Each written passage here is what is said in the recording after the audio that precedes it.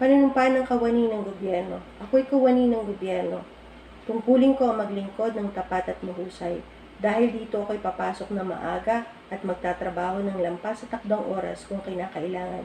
Magsisilbi ako ng mabilis at magalang sa lahat na nangangailangan.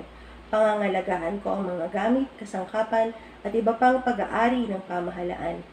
Magiging pantay at makatarungan ang pakikitungo ko sa lahat ng lumalapit sa aming tanggapan. Magsasalita ako laban sa katiwalian at pagsasamantala. Hindi ko gagamitin ang aking panunungkulan sa sarili kong kapakanan. Hindi ako hihingi o tatanggap ng suhol. Sisikapin kong madagdagan ang aking talino at kakayahan upang ang antas ng paglilingkod sa bayan ay patuloy na maitaas. Sapagkat ako'y kawani ng gobyerno at tungkulin ko ang maglingkod ng tapat at mahusay sa bayan ko. At sa panahong ito, ako at ang aking kapwa kawani ay kailangan tungo sa isang maunlad, masagana at mapayapang Pilipinas. Sa harap niyong lahat, ako'y taus-pusong nanunumpa. Ang aking binanggit ay ang panunumpaan ng isang kawani ng gobyerno at nandoon ang mga katangian na dapat taglayin ng isang hindi lang tagapaglingkod ng gobyerno, kundi tagapaglingkod din ng publiko o ng lipunang ginagalawan ng isang Pilipino. At dito ay masasalamin din natin yung mga dapat na katangian na meron ang isang tagapaglingkod. Sa Aralin 14 ay ang pag-aaralan natin ay ang paninindigan naman kung paano gagamit ang ating kapangyarihan at ang pangangalaga sa ating kapaligiran o sa ating kalikasan.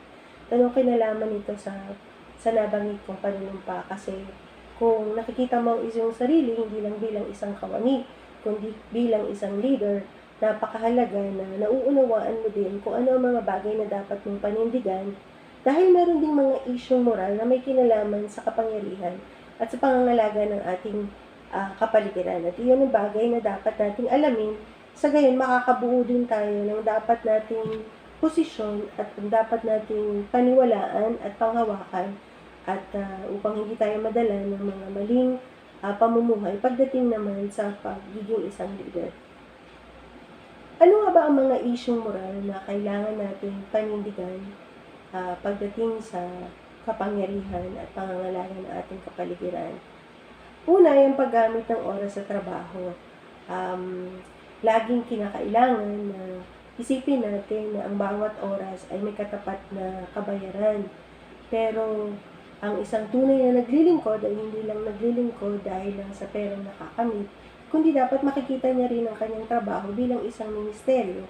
Kaya, bukod sa dapat sulitin ng bawat oras na ipinagtatrabaho, ay mahalaga na makapagbigay din ng lampas pa sa oras na ipinagkakaloob upang matawag na ito isang tunay na paglilingkod. Ang nangyayari, nagkakaroon ng issue pagdating sa paggamit ng oras dahil may mga tao na hindi nagiging tapat sa paggamit nito. Minsan nalalaan ng oras sa pakikipagchismisan, pag-i-internet, pag-Facebook, sa halip na magawa yung dapat gawin sa oras na yun. Although mayroon naman tayong mga break kung saan pwede makipagkwentuhan at mag-search sa internet o mag-shopping sa Lazada o Shopee, subalit hindi marapat na gamitin ang panahon na dapat ay pinagtatrabaho. Kaya kailangan natin manindigan na gamitin ang mga oras na ito ayon sa kabutihan. Ang sunod naman ay ang paggamit ng mga kasangkapan o kagamitan ng pamahalaan.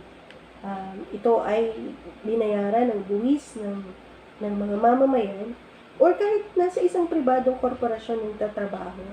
Napakahalaga na ang gamit na dapat ay sa pangtrabaho ay pangtrabaho lamang, malibang may pahintulot ang may-ari ng kumpanya. Pero pagdating sa gobyerno, ang mga gamit na dapat ay ginagamit para sa publiko ay hindi dapat ginagamit na pang sarili.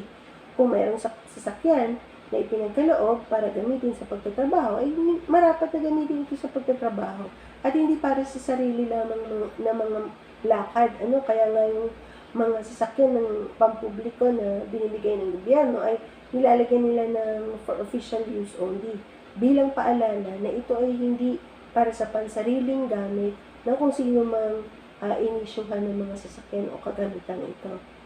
Magkasalungat na interest. Minsan sa ating paglilingkod, bayan o kaya sa gobyerno, ay maaaring magkaroon ng conflict of interest. Hindi ito yung tinatawag natin hindi makataong paglilingkod, halimbawa ay tatanggap din ng suhol, yung mga susunod ko ng tatalakayin halos magkaka-connect na sila, no?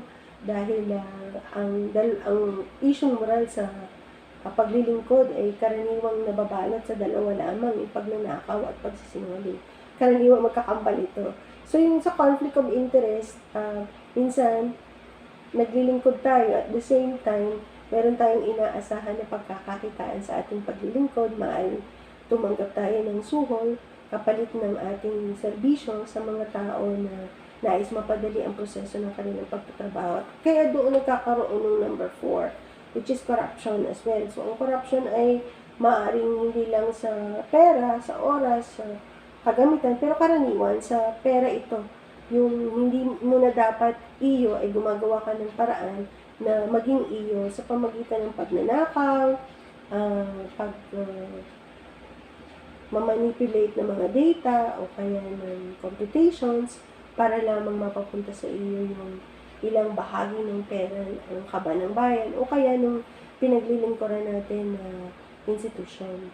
At minsan, ang korupsyon ay hindi lang nangyayari na pansarili, nagkakaroon din ng sabuatan. Ito yung pakikipagsabuatan na or connivance, kumbaga, na isa, dalawa o isang grupo ng tao ay nagkasundo-sundo kung paano nila kukuhanin ang pera nung kanilang pinaglilingkuran sa pamagitan ng mga pagmanipula din ng mga impormasyon na may kinalaman sa finances. At syempre, nabanggit ko kanina, panunuhol para lang mapadali ang isang serbisyo, susuhulan natin o kaya ay palakasan, kung sino yung malapit na kamag-anak, uunahin. Although nangyayari talaga yan, pero kung dapat sana ay maging pantay ang ating pakikitungo ay dahil lang sa ating inuuna ang ating mga kakilala at kaibigan, ito'y bagay na hindi dapat mangyayari, lalo na sa isang pampublikong serbisyo. Ang mga isyong ito higit na masusolusyonan kung ang mga leader at saka mamayan ay may magkaparehong layunin na maging maayos, mapayapa at magtulong-tulong sa pag-unlad ng ating bayan. At merong suggestion na saligan na pwede nating gamitin para mapanatili ang kaayusan at kaunlaran sa ating organisasyon o sa bayang ating pinaglilingkuran. Una ay ang panlipunang katarungan at kaayusan. Ito ay kinakapalooban ng pagtatakda ng mga pamantayan at patakaran na kailangang sundin ng isang lipunang ginagalawan. Kaya may mga batas, may mga pulisiya. At kung ang mga tao ay hindi matututong sumunod dito, lalo na ang mga leader, doon nagkakaroon ng kaguluhan. At importanteng manindigan tayo palagi na sundin ito dahil naniniwala tayo ito'y sa ikaaayos ng ating bansa. Likas kaya ang pag-unlad, ito yung sustainability rin, na ang ating lahat ng ginagawa sa lipunan ay hindi lamang sa pangkasalukuyan.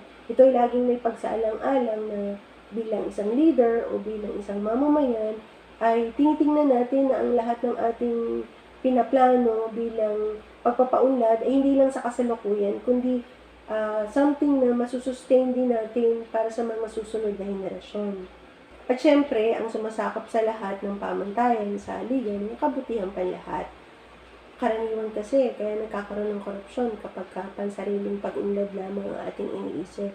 Pero kung dalisay ang ating layunin sa serbisyo publiko, kahit 5, hindi natin magagawang nakawin. At syempre, pinakamahalagang puwersa na tutulong sa atin para hindi gumawa ng labag sa pagsiservisyo ay ang ating pananampalataya sa Diyos, dahil kung tunay na may takot tayo sa Kanya, ang anumang serbisyong ating binibigay ay ating pinapadalisay at hindi tayo gagawa ng anumang bagay na hindi makakaliwalhati sa Kanya. Ang lipunan ay kaloob ng Diyos at napakahalaga na ang leader at ang mamamayan sa lipunan ito ay nagtutulong-tulong upang mapanatili ang kaayusan at pag-unlad. Tandaan na ang pagiging isang leader ay hindi isang posisyon lamang na iginagawad. Ito ay isang disposisyon din na pinipili at kinakailangan para maging isang epektibo o transformational na leader ka, kailangan meron ka mga katangian na aking tatalakayin. Oo, sinasabi nila na leaders are born not made, pero Ang totoo, ang position of leadership o position of influence ay maaari ding matutunan. Merong mga talagang specially gifted, pero pwede tayong maka-impluwensya kahit isang tao lamang at pag tayo ay nakaakay o nakapamuno patungo sa kabutihan, matatawag na din itong leadership o influence. So ano ba yung mga katangian na dapat taglayin ng isang leader? Una, kailangan meron siyang vision o pangitain dahil people perish because of lack of vision. Kung walang patutunguhan, wala kang nais patunguhan, talagang walang mararating. Maging yung mga taong iyong pinapangunahan, kaya napakahalaga ng vision. Pangalawa ay inspirasyon. Hindi mo mapapasunod ang mga tao kung hindi sila nai-inspire sa vision na meron ka mismo at maging sa iyong pagkilos at mga ginagawa mo na may kinalaman para matupad ang iyong vision. Ang ating paaralan, mayroong vision. Ang simbahang ating maaaring kinubilangan, may vision. Ang pamilya din natin, may sariling vision o mga pangarap. At yun ang nagiging guidance natin para marating. At i-inspire tayo na ito ay abutin. Tayo mismo as leaders ay kailangan inspirado sa sarili natin dahil hindi natin mapapangunahan ng iba at mai-inspire sila kung tayo mismo ay hindi inspired. Pangatlo ay ang malasakit. Oo, may mga nais tayong marating bilang isang organisasyon o bilang isang bansa, pero pangunahin pa rin palagi ang ating pakikipagrelasyon. Meron tayong mga gustong output o outcome, nawa ay hindi magsilbing ginagamit lamang natin ng tao para lang sa mga ninanais nating layunin. Kailangan merong balanse at palaging pangunahin ang magkaroon ng magandang teamwork o pakikipagrelasyon at ang pagmamalasakit sa mga taong maaaring iyong nasasakupan o pinamumunuan. Pang-apat naman ay isang napaka-challenging na katangian. Ito ay pagiging isang huwaran sa lahat ng aspekto. Mahirap mag-lead sa mga tao kung ikaw mismo ay hindi kakikitaan ng mga bagay na nais mong ipasunod.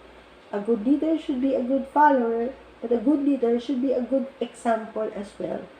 Worth emulating, kumbaga, karapat dapat tularan. Kaya nga, mahirap magpatupad ng isang bagay kung ikaw mismo ay hindi nakikita sa iyong pamumuhay. Tandaan ang apat na to. A good leader should have a vision, should be able to inspire, nakakapag-inspire sa ng ibang tao, siya ay may malasakit sa kanyang nasasakupan, at ganun din, ang pang-apat, marapat na ang isang mabuting leader ay maging palaging huwaran na karapat dapat sundan at sundin. Ang mga katangiang ito ay hindi nangyayari ng isang gabi lamang. Ito ay isang proseso ng paghubog sa atin. Kagaya nga nung sinabi ni Secretary Jessie Robredo, ang asawa ng ating Vice President, hindi lahat ng matino ay mahusay at hindi lahat ng mahusay ay matino. Bagay na may katotohanan at dapat pagsikapan natin na maging mahusay at matino ding mamamayan at leader ng bayan. Mahalaga na lagi nating mapanindigan na mabubuting bagay na ito sa paghawak ng ating kapangyarihan upang mapangalagaan ang ating kapaligiran at ang ating kalikasan at sa gayon patuloy na umunlad ang ating pagkatao. Sa huli, iisa pa rin ang layunin sa edukasyon sa pagpapakatao at ito ay maging isang mag-aaral na nagpapasya at kumikilos ng mapanagutan tungo sa kabutihan panlahat. Hence, Amans.